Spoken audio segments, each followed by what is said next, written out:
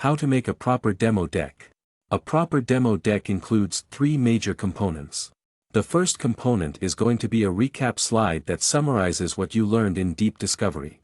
The second component is the magnification of the problems in the current state. The third component is going to be the magnification of the benefit of the future state, which is the actual demoed modules. The recap slide. Recap slide, which identifies the problems and processes, the implications of those problems, and focuses on the linkage of those problems to the metrics they care about. This lays the foundation for process transformation. Magnifying problems in the current state.